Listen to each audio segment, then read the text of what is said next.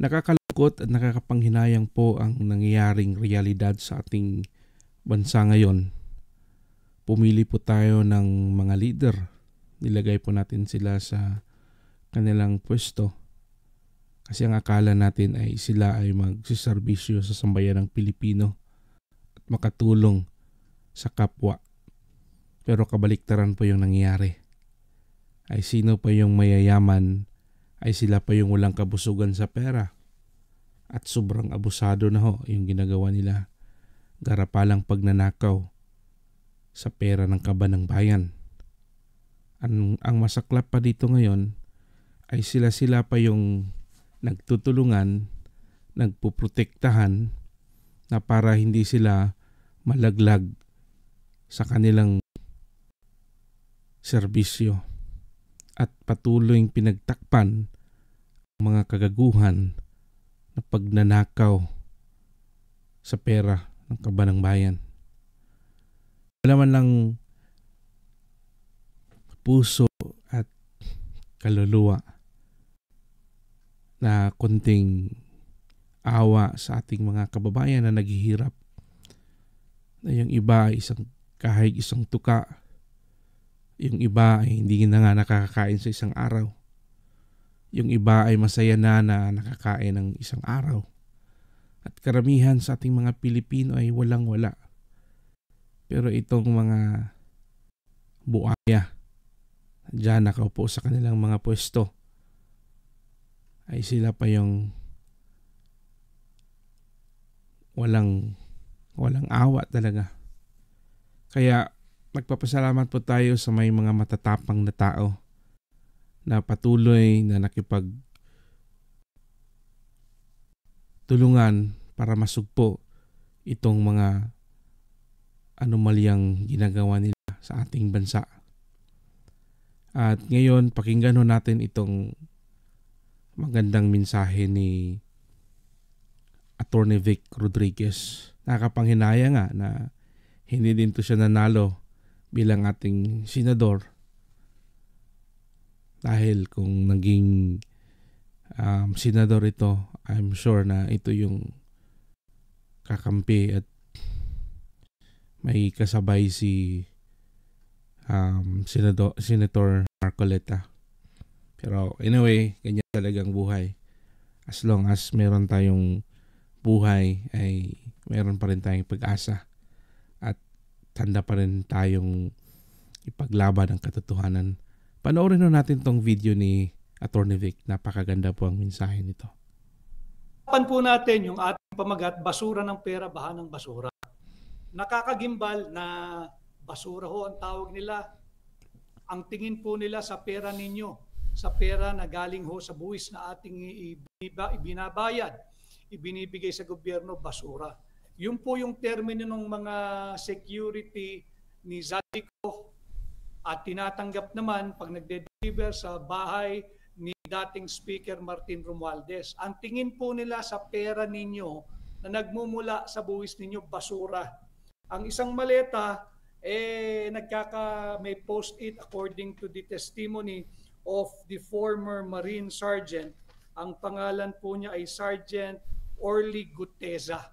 Nakakagimbal, pero tatalakayin po natin yan. Sana ho may magkomento kayo at kung ano din po ang inyong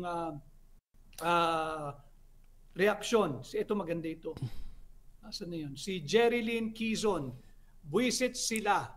Basura sa kanila, mahalaga sa amin. Yun nga po nakakagimbal, nakakagigil, nakakagalit.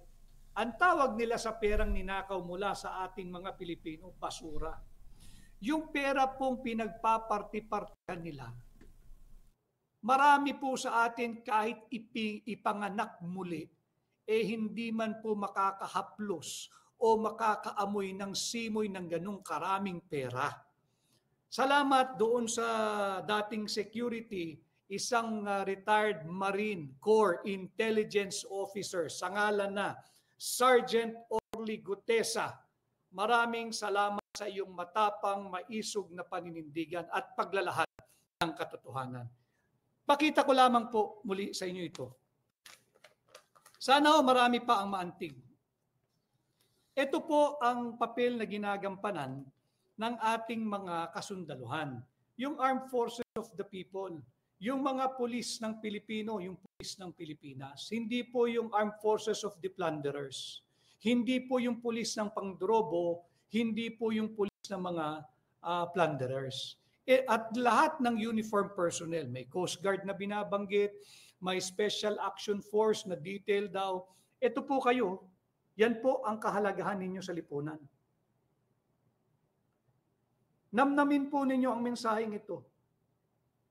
Ito po ang ating mga ginagalang na miyembro ng military and other uniform personnel and service. Sila po ay nagbubuwis ng buhay. Pero wag po kayong magbuwis ng buhay para sa mga ito. Wag ho kayong magpapagamit. Bakit ninyo kinakailangan magbuwis ng buhay para sa mga nabubuhay sa buwis na ninakaw? Pag-isipan po niyo ito. Bakit kinakailangan ninyong i-secure yung mga nagnanakaw at pahirap sa ating mga Pilipino? Tumambad po sa atin itong napakalaking skandalo sa ilalim ng Marcos Jr. administration. Trilyong piso, daang bilyong piso na po ang nakawan. Why will you let yourself be used by these people who steal the money of the people? That includes your money. Talakayin po natin ito. Sana po yung mga binanggit ni Sergeant Orly Gutesa na naging bahagi, naintindihan po namin kayo. Alam naman natin ang anong mantra ng mga sundalo. Sumunod lamang, obey orders, etc. Pero ang order po na dapat na sinusunod ninyo, only follow, only obey lawful command. Only follow, only obey lawful orders. Yung pagnanakaw po sa kaban ng bansa at kayo pa ang nag-e-escort, kayo pa nagse-secure, kayo pa ang tagabuhat ng kanilang basura, mag-isip ho kayo. Yung basura ho nila, payamanan na po ng maraming tao, maraming Pilipino, maraming sundalo, maraming pulis, maraming Coast Guard na katulad ninyo. Pero uulitin ko, marami sa ating mga Pilipino, kahit ipanganak muli, hindi po matatamasa yung ganung pera, yung basura ng pera na kanilang pinaghahati-hatian. Ang masaklap, yung mga nagbubuwis ng buhay, para bantayan ang mga nabubuhay sa buwis, dapat po'y magsalita na rin kayo. Yung mga kasamahan. Yung mga kasamahan, sana nung Sergeant Orly, anong pangalan nito? Sergeant Orly Gutesa, na nagmumula po sa Marine Corps Intelligence. Sana ho, isipin din ninyo yung naisip niya. Inisip ho niya yung kanyang pamilya, yung kanyang mga anak, yung magiging kinabukasan nito. Alam mo ninyo, hindi ninyo kasalanan. Security kayo ng mga taong nagnanakaw sa atin. Pero sana ho, ay may panahon pa na manindigan ho kayo sa tama, sa ngalan ng inyong pamilya. Ang sinabi ho niya, almost 90 daw yung security detail nung Saldico. 10 sa Coast Guard, officer-led po ito hindi po ito yung basta tauhan lang ng Coast Guard. Meron pong opisyal na namumuno dito sa delegasyon ng Coast Guard. 10 Coast Guard, 10 mula sa Special Action Force at 6 sa PSPG o yung Police Security Protection Group. Ito po yung nagbibigay ng VIP security. Hindi po sila VIP. Ninanakawan po tayo.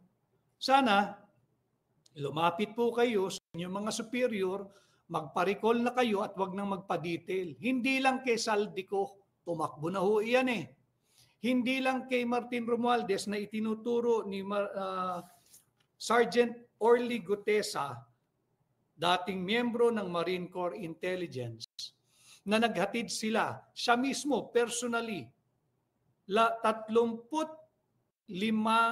maleta na merong 48 million pesos kada maleta. Ang laking pera po noon. 46 na maleta daw po lahat iyon. Nung ibinaba niya sa bahay ni Saldico, ipinahatid kay Martin Romualdez doon sa address. Binanggit din niya, 42 McKinley Street, Forbes Park. Naghatid po doon, bukod pa doon sa isang bahay na dati raw pag-aari ni Michael Yang, diyan sa loob ng Forbes Park, at meron din sa Aguado. Yun po yung bahay immediately across, directly across Gate 4 ng Malacanang. Naghatid po sila eh. Yung 46 na maleta, nung inihatid niyang kauna-unahang beses, naging 35 na lang. Yung 46 na maleta at 48 million pesos per maleta, 2.2 billion po yun. Kaya yung mga nagpo-provide po ng security, ng escort, mga kababayan, tayong lahat naiipit sa traffic. Kung iwas-iwas po tayo nito sa EDSA, ganun-ganun na lang eh. May mga motorcycle escort pa ito. Nagmamadali, kuno, emergency kuno, VIP kuno, meron palang tangan-tangang pera ng mamamayang Pilipino. Dapat po kayong manindigan, dapat kayong magsalita, dapat kayong magpahayag, dapat tayong magalit. Yung mga nagbubuwis ng buhay, itong pinag-uusapan natin. Nagbubuwis ba kayo ng buhay para protektahan yung nabubuhay sa nakabuwis? Ito po ang pag-isipan ninyo. Yung mga nandyan, na nasa aktibong serbisyo pa, pwede naman ho kayong mag-request na i-recall na kayo at wag na kayong magpa-detail. Hindi lang kay Martin Romualdez, hindi lang kay Saldico. Sa lahat po ng alam naman ninyo na sangkot sa pagnanakaw sa pera nating mga Pilipino. Wala pong dangal. Wala pong dangal. Imagine niyo, pinagbubuhat kayo ng basura nila. Ang basura po nila ay kayamanan ng Pilipinas na ninakaw nila. Kung na-implement sana ng tama, baka higit na mabuti ang buhay ng maraming Pilipino. So kay Master Sergeant or Sergeant Orly Gutesa na minsang napabilang sa Marine Corps Intelligence Unit, tanggapin po ninyo ang aking pagkilala at respeto sa inyong tapang at paninindigan. Sana'y dumami pa katulad mo. Sana ay makumbinsi mo yung marami sa iyong mga kasama, hindi man lahat, na lumabas na rin at magpahayag na ito talaga ang gawain ni Saldico at nagde-deliver kayo sa bahay ni Martin Romualdez. Pamaya ho, talakayin din natin.